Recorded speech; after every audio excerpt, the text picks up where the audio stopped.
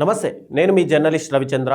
ఆంధ్రప్రదేశ్లో కూటమి సర్కారు అధికారంలోకి వచ్చి 18 నెలలు గడిచిపోయాయి. ఈ 18 నెలల కాలంలో అటు ప్రతిపక్షంలో ఉన్నటువంటి వైఎస్ఆర్సీపీకి సంబంధించినటువంటి ముఖ్య నాయకులు అధికార కూటమి పార్టీ పైన అటాక్ చేస్తూ వస్తున్నారు. కానీ అధికార పార్టీలో మంత్రులుగా చలామణి అవుతున్న వాళ్ళు చాలా వరకు కూడా వైఎస్ఆర్సీపీ పైన అటాక్ చేసే సిచ్యువేషన్లో వాళ్ళు కనిపించట్లేదు.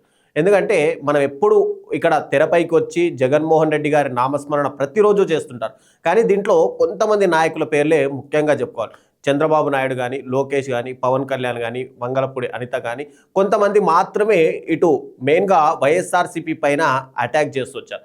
ఇక మిగతా మంత్రులు ఎవ్వరూ కూడా బయటికి వచ్చి వైఎస్ఆర్సీపీ పార్టీ పైన కానీ, శ్రేణుల పైన కానీ, ఆ పార్టీ అధినేత జగన్మోహన్ రెడ్డి గారి పైన కానీ ఎక్కడ అటాక్ చేసే సిచ్యువేషన్ వాళ్ళు తీసుకురావట్లేదు. ఎందుకంటే వాళ్ళకు ఒక రకమైనటువంటి భయం ఏర్పడింది. ఇప్పటికే జగన్మోహన్ రెడ్డి గారు పీపీపీ విధానం పైన ఎవరైనా సరే టెండర్లు వేస్తే వాళ్ళని మేము అధికారంలోకి వచ్చిన తర్వాత 2 నెలల్లోనే అరెస్టు చేసి వాళ్ళందరినీ కూడా జైల్లో పెడతామని హెచ్చరించడంతో పారిశ్రామికవేత్తలు ఎవరూ కూడా టెండర్ ప్రక్రియలో రాలేదు. ముఖ్యంగా ఇక్కడ టెండర్ ప్రక్రియలో రాలేదు అంటే ఒకటి జగన్మోహన్ రెడ్డి గారికి భయపడి, లేదా 2 ఆంధ్రప్రదేశ్ రాష్ట్ర ప్రజలకు అన్యాయం చేస్తున్నాము అనే ఉద్దేశం అనే ఉండాలి. కానీ ఇక్కడ అన్యాయం అనే ఉద్దేశం మనం మాట్లాడుకుంటే పారిశ్రామికవేత్తలు ఎప్పుడు కూడా వాళ్ళ స్వలాభం కోసం ఆలోచిస్తుంటారు. కాబట్టి ఇది మనం పరిగణలోకి తీసుకోవాల్సిన అవసరం. ఇక రెండోది జగన్మోహన్ రెడ్డి గారి హెచ్చరిక. ఇది ఖచ్చితంగా వర్కౌట్ అవ్వడం వల్లే ఏ పారిశ్రామికవేత్త కూడా టెండర్ ప్రక్రియలో పాల్గొనలేదు. ఇక మరోవైపు వైఎస్ఆర్సీపీ శ్రేణులు ఏదైనా చేసినా ఇమ్మీడియట్గా అరెస్ట్ చేసి వాళ్ళపైన రోడ్లపైన నడిపించుకుంటూ తీసుకెళ్తున్నారు. దీనిపైన రీసెంట్గా డీజీపీ కూడా వ్యాఖ్యలు చేస్తూ పెట్రోలింగ్కి వెహికల్స్ లేవు, మేము కూడా నడుచుకుంటూ వెళ్తున్నాం అన్ని. అంటే ఇక్కడ రాష్ట్ర పరిస్థితి కూడా అంత దుర్భరంగా ఉందా అంటే కాదనే చెప్పుకోవాలి. ఎందుకంటే వైఎస్ఆర్సీపీ శ్రేణులను అలా తీసుకెళ్తే కనుక రాబోయే రోజుల్లో ఎవరు వైఎస్ఆర్సీపీ శ్రేణులు బయటికి రారు అని చెప్పి వాళ్ళు భావిస్తున్నారు.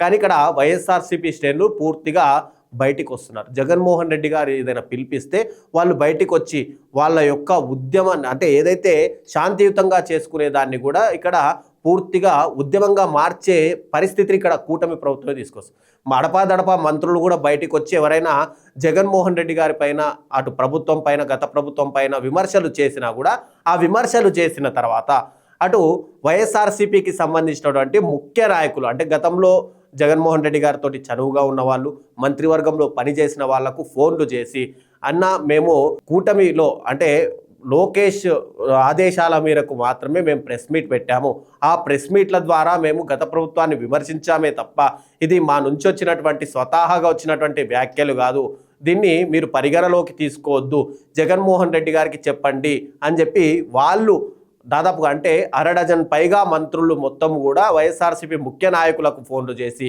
ఇదంతా కూడా జగన్మోహన్ రెడ్డి గారికి కన్వే చేయమని రిక్వెస్ట్ చేస్తున్నారు. అంటే 2029లో జగన్మోహన్ రెడ్డి గారు అధికారంలోకి వస్తే మన పరిస్థితి కూడా ఇదే అని చెప్పి. ఎందుకంటే 2024లో కూటమి అధికారంలోకి రాగానే చాలామంది వైఎస్ఆర్సీపీకి సంబంధించినటువంటి సోషల్ యాక్టివిస్టులని అరెస్ట్ చేసింది.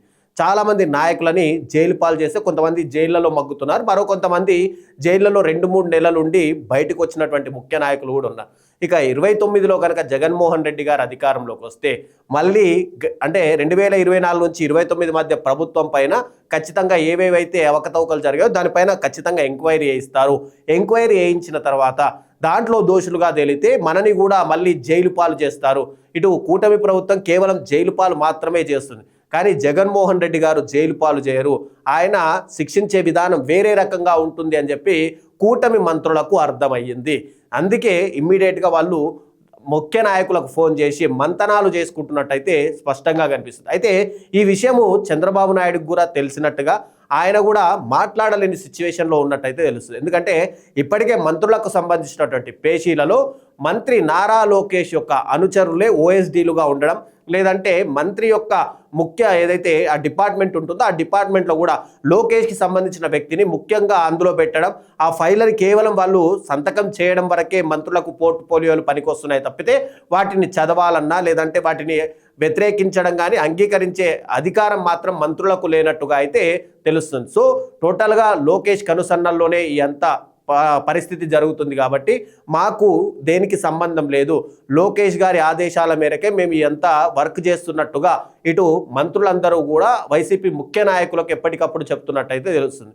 రాబోయే రోజుల్లో జగన్మోహన్ రెడ్డి గారు అధికారంలోకి వస్తారని రాష్ట్ర ప్రజలు ఎలా నమ్ముతున్నారో, పారిశ్రామికవేత్తలు ఎలా నమ్ముతున్నారో, కూటమి ప్రభుత్వంలో ఉండి ముఖ్య పోర్ట్ఫోలియోలు అనుభవిస్తున్నటువంటి మంత్రులు కూడా ఆల్రెడీ భావిస్తుండడం వల్లే ఇటు ఫోన్ కాల్స్ వెళ్తున్నట్టుగా మనం అర్థం చేసుకోవాలి.